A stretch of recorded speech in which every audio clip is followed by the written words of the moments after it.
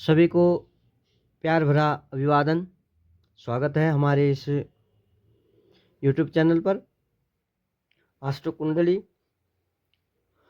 तो आज हम चर्चा कर रहे हैं 27 नक्षत्र जो होते हैं उनके स्वामी कौन कौन से ग्रह हैं, किन किन नक्षत्रों के स्वामी कौन ग्रह हैं, इसके बारे में हम चर्चा कर रहे हैं। आइए शुरुआत करते हैं। यहाँ पे हमने लिखा है कर्म संख्या, और यहाँ पे भी कर्म संख्या लिखा है, यहाँ पे भी कर्म संख्या लिखा है। अब इसका आसान तरीका है समझने का। यहाँ नक्षत्र लिखा गया है, यहाँ भी नक्षत्र लिखा गया है, यहाँ भी नक्षत्र, और प्राप्त संख्या, राशि, स्वामी, नक्षत्र के स्वामी यहाँ पे कौन सा ग्रह है यह लिखा गया है। तो अब इसके बारे में जो है समझ लें। नक्षत्र 27 है, ग्रह 9 है। तो यहाँ पे जो है पहले नक्षत्र से लेकर 9 तक यहाँ लिखा गया है। 10 से लेकर कर्म संख्या के आधार पे 18 तक यहाँ, और 19 से लेकर 27 तक यहाँ। जो 3 नक्षत्र आते हैं उनके आगे जो ग्रह लिखा है वही उनका स्वामी है। 1 नंबर का अश्विनी नक्षत्र, 10 नंबर का मघा नक्षत्र और 19 नंबर का मूल नक्षत्र। 3 नक्षत्र जो आए, प्राप्त संख्या 1 है। अब प्राप्त संख्या क्या है इसके बारे में अभी चर्चा करेंगे। तो इनके स्वामी जो है केतु हैं। दूसरे नंबर में भरणी नक्षत्र है, और 11वां पूर्वा फाल्गुनी नक्षत्र है, 20वां पूर्वाषाढ़ा नक्षत्र है। प्राप्त संख्या 2 है, और इनके तीनों के भरणी, पूर्वा फाल्गुनी, पूर्वाषाढ़ा, तीनों नक्षत्रों के स्वामी जो है शुक्र है। उसके बाद कृतिका, तीसरी नक्षत्र कृतिका नक्षत्र है। 12वां नक्षत्र उत्तरा फाल्गुनी नक्षत्र, 21वां नक्षत्र उत्तराषाढ़ा नक्षत्र, और प्राप्त संख्या जो है 3 है। इनके स्वामी जो है सूर्यदेव हैं, आदित्य हैं।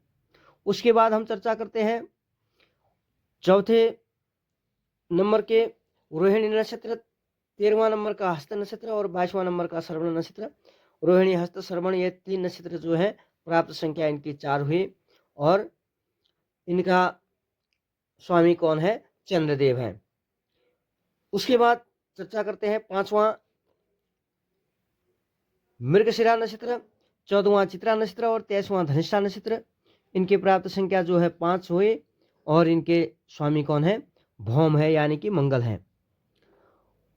तो उसके बाद चर्चा करते हैं हम 6वां नंबर जो है, 6ठा नक्षत्र आद्रा, 15वां स्वाति और 24वां शतभिषा नक्षत्र है। और इनके प्राप्त संख्या जो है यहाँ 6 आया है, और इनकी राशि, इनके स्वामी कौन है? राहु है। उसके बाद हम चर्चा करते हैं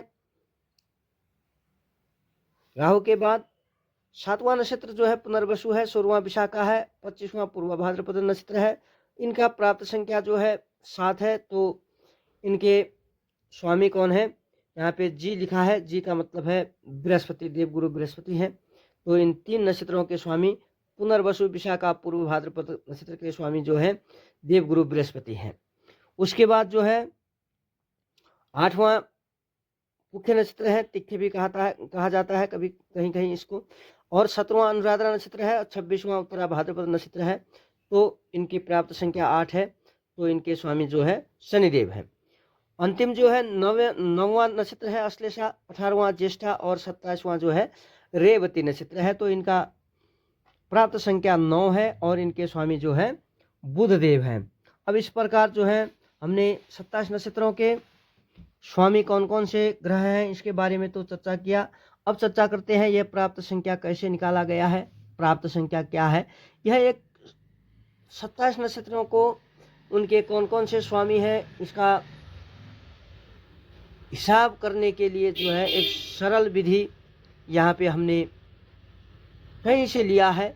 तो इसको समझने के लिए हम यहाँ पे इसका चर्चा करते हैं। अंशात्मक विस्तार का जो मान होता है 360 डिग्री होता है।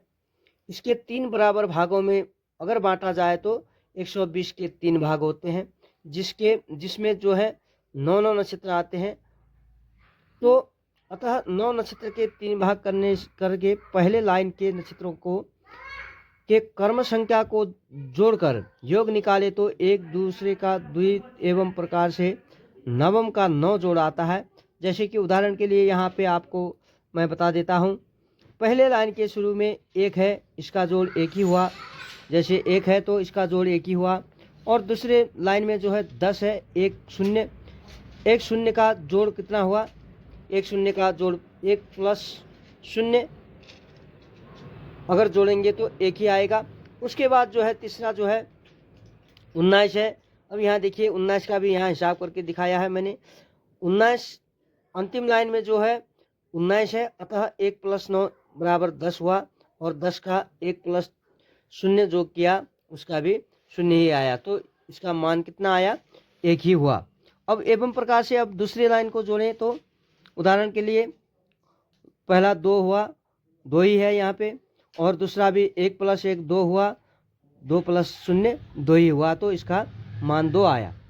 3 के उसी हिसाब से 3 का 3 ही हुआ, 2 प्लस 1 3 हुआ, 2 प्लस 1 3 हुआ, 3 आया।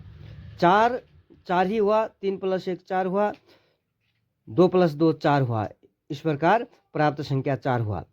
5वां जो है 5 ही हुआ, 4 प्लस 1 5 हुआ, 3 प्लस 2 5 हुआ, तो इसका प्राप्त संख्या 5 हुआ। 6 का यह 6 ही हो गया, 5 प्लस 1 6 हो गया, 2 प्लस 4 6 हो गया, इस प्रकार प्राप्त संख्या 6 हो गया। अब 7वां नंबर जो है 7 ही हुआ। 16 में 1 प्लस 6 जो है 7 ही होता है, 2 प्लस 5 जो होता है 7 ही होता है, तो इस प्रकार प्राप्त संख्या 7 हुआ। 8वां का चर्चा करते हैं। 8 का 8 ही हुआ, 1 प्लस 7 8 हुआ, 2 प्लस 6 8 हुआ, तो प्राप्त संख्या जो है 8 हुआ। 9 का 9 ही हुआ, 1 प्लस 8 9 हो गया, 2 प्लस 7 9 हो गया। इस प्रकार प्राप्त संख्या 1 से लेकर 9 तक जो है राशियों नक्षत्रों को कौन सा ग्रह स्वामी है, आसान तरीके से समझने के लिए यहाँ पे हमने यह फॉर्मूला आप लोगों के समक्ष प्रस्तुत किया है। अब प्रथम जो है 1 का केतु है, 2 का शुक्र है, 3 का आदित्य अर्थात सूर्यदेव है, 4 का चंद्रमा है, 5 का भौम यानी कि मंगल है, 6 का राहु है, 7 का देवगुरु बृहस्पति है, 8 का शनिदेव है, और 9 का बुध है। इस प्रकार 27 नक्षत्रों के कौन कौन से नक्षत्र स्वामी होते हैं, सरल तरीके से आसान तरीके से समझने के लिए यहाँ पे प्रस्तुत किया गया है। यदि आप ज्योतिषीय सेक्टर में रुचि लेते हैं, जानना चाहते हैं, तो इस प्रकार आपको 27 नक्षत्रों के स्वामी को भी याद करना चाहिए। याद करने के लिए आसान है, आपको करना क्या है, पहले तो इनको 1 नंबर से 9 नंबर तक और 10 से 19 18 तक, 19 से 27 तक लिखें कर्म से। उसके बाद यहाँ पे आपको याद करना क्या है, केतु शुक्र। अब ऐसे याद नहीं होता है तो आपको एक फार्मूला बताता हूं मैं। तीसरे नंबर से स्टार्ट करें, यहाँ से लिखना शुरू करें, आचम्भोराजीशबुकेशु, ऐसे याद करें आप।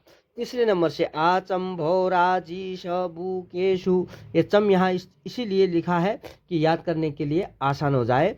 आ का मतलब आदित्य होता है, चम का मतलब चंद्रदेव होते हैं, भौ का मतलब भौम होता है, मंगल होता है, रा का मतलब राहु हुआ, जी का मतलब देवगुरु बृहस्पति हुए, श का मतलब शनि हुआ, बु का मतलब बुध हुआ, के का मतलब केतु, और सु का मतलब शुक्रदेव हुए, शुक्राचार्य हुए। इस तरह हमने 3 नंबर से शुरू करें, एकदम आसान तरीके से आप 27 नक्षत्रों के स्वामी कौन कौन से ग्रह हैं आपको पता चल जाएगा। तो आप लोगों को यदि हमारे इस तरह के वीडियो, क्योंकि अब हमारा जो है फेस दिखाने से अच्छा मुझे लगा कि आप लोगों को यह जो है ऐसे लिखकर आप लोगों के समक्ष प्रस्तुत करने में ज़्यादा बेहतरीन होगा, ज़्यादा समझने में अच्छा रहेगा। अतः हमने इस तरीके से वीडियो प्रस्तुत करने का फैसला किया और कर रहा हूं। आगे आप लोगों का प्यार भरा सपोर्ट जो है हमें मिल जाए, आप लोग हमारे वीडियो को देखते रहें, शेयर करते रहें, लाइक करते रहें, और हमारे आस्ट्रो कुंडली यूट्यूब चैनल को अगर नहीं मिला तो आस्ट्रो कुंडली 25 आस्ट्रो कुंडली 25 सर्च करेंगे तो आपको यूट्यूब में भी मिल जाएगा। तो आप लोगों के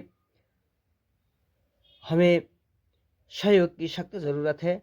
आप लोग हमारे इस वीडियो को लाइक शेयर ज़रूर करें और वीडियो देखें, अंत तक देखें, साथ में हमारे इस चैनल को सब्सक्राइब भी ज़रूर करें। अभी के लिए इतना ही, अगले वीडियो में फिर और बहुत कुछ लेके आएंगे।